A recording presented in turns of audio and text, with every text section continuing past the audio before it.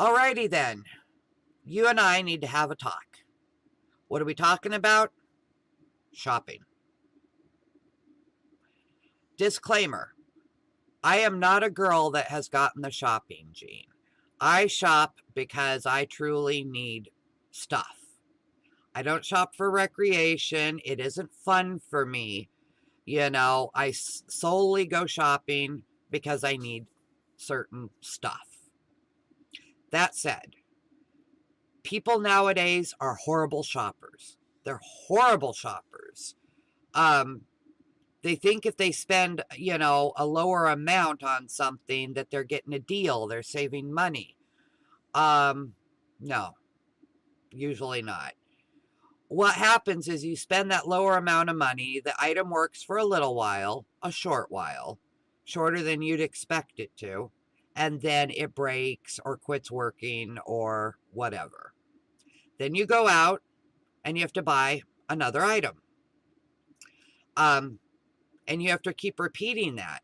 If you had just gotten a good item to start with, you'd have paid a little more out the front door, but you wouldn't have had to buy repeatedly. You wouldn't have dealt with the stress. You wouldn't have had to go shopping again. All those things would not have occurred had you gotten the quality item. Back when I was growing up, we didn't have Google. How did we ever survive without Google? Oh my God. We didn't have Google, but it wasn't such a huge deal because mainly things were made to be decent quality, so it wasn't as crucial. Nowadays, everything is crap. There is very few quality manufacturers out there for any given item. So it's really essential now that, we have Google, that we can do searches. Luckily, we have a thing called Amazon. First thing I ever do when I need an item worth any kind of money is I go to Amazon. I start, looking at the products available. I'll do a search for the products available. And then on the filter, I click the little filter for the highest rated items until I narrow it down to 2, 3, 4. And then I start looking at not only how many stars it has, but I actually start reading the reviews on it. And I'm not interested in the 5 stars. Goodbye, not interested. There's going to be a certain portion of people that think the item, even if it's complete and utter crap, is great, because some people are profoundly stupid. I go to the 1 star and work my way up towards the 5 star. What interests me is what people say is the problem with that item. Now, disclaimer again, some people are profoundly stupid. They can't figure out how to use the item, do things properly with the item, and so they give it 1 star. You've always got to be aware of that factor. However, if an issue keeps being repeated over and over again by different people, that's an issue with the item. Then I consider, is that going to work for me? I tend to choose items that have 75% in the 5 and 4 star area combined.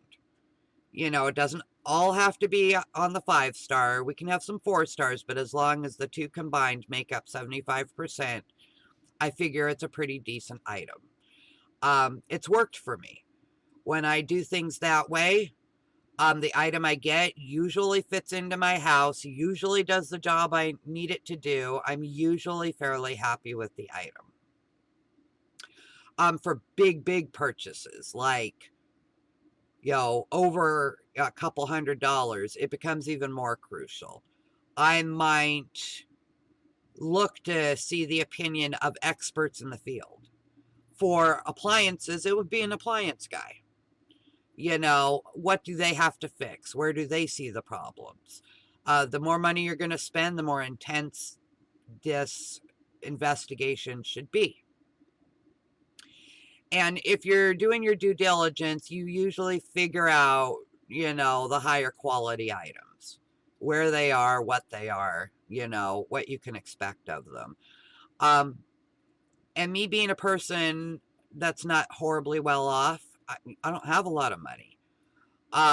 If the quality item is beyond my means, if at all possible, I'll wait and save a little bit till I can afford it. Or if in a pinch, in a horrible pinch, I'll buy the cheapest item I can find that, you know, basically works. And in the meantime, while I'm using that item, save for the good item. You know, it's a stopgap to allow me some time to get money together to get the quality item.